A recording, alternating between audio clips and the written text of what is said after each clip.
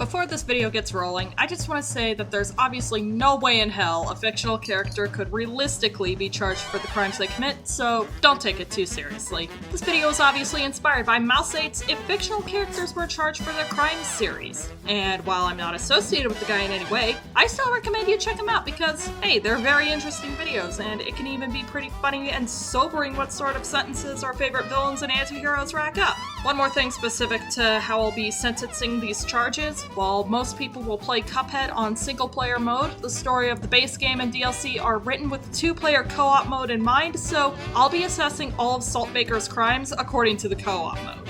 Disclaimer over, enjoy the video.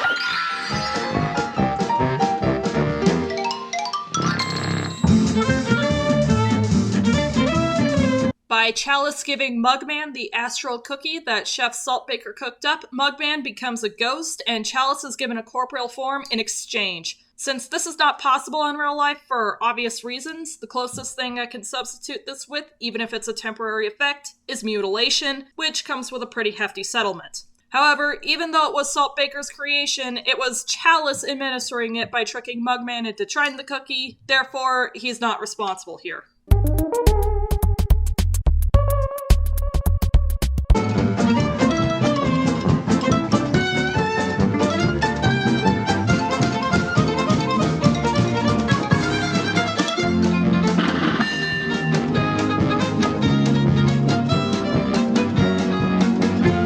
The plot of the DLC involves the players going to collect ingredients for the Wonder Tart as assigned by Saltbaker. These are all ingredients that are guarded by formidable residents of Inkwell Isle 4, suggesting they're rare or high value, and stated that the players won't get them without a fight.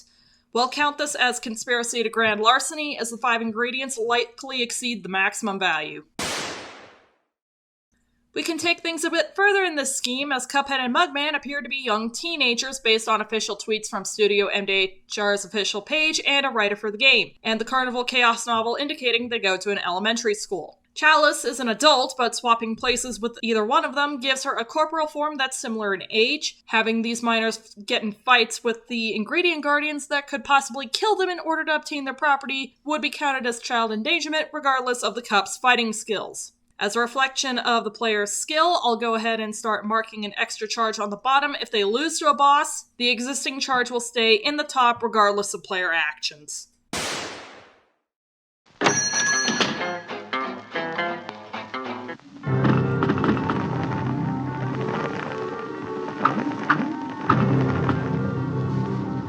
The trapdoor under the bakery case leading to the secret basement, besides being highly questionable, poses a danger to anyone who doesn't see it or who curiously goes down there and stumbles across Chef Saltbaker gone mad at this point of the story. We'll give him a public endangerment charge, though anyone who goes down there could also easily be charged with trespassing as it's still his property.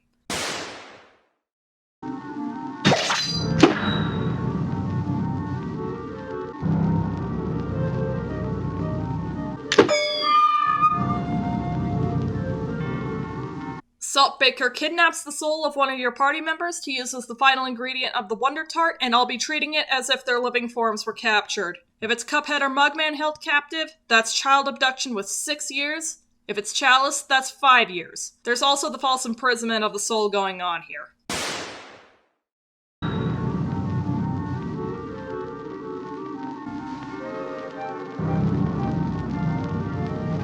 Saltbaker intends to use the Wonder Tart to control the astral plane. Taking over abstract concepts such as heaven and other ethereal spaces is impossible in the real world, but I'll use a similar example from Hades' charges in the Disney version of Hercules, where Hades leads an insurrection of Mount Olympus and was given the death penalty for high treason, which taking over the astral plane would likely constitute.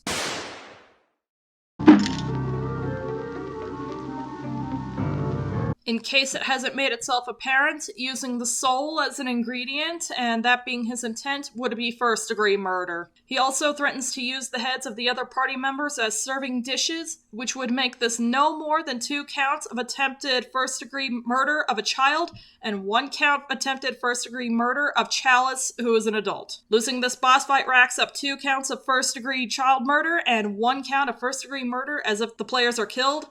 The trapped soul is definitely done for. And begin!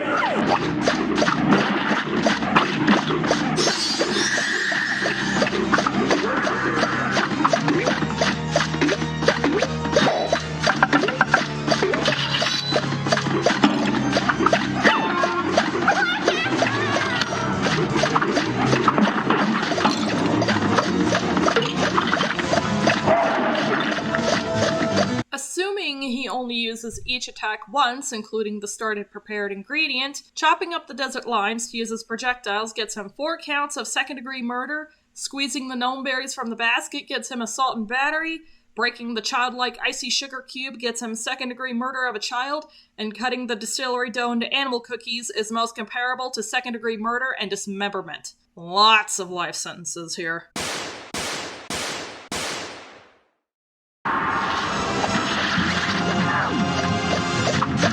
That saw blade running along the floor in Phase 3 or the 2 saw blades in Expert mode would be aggravated assault with a deadly weapon in both modes.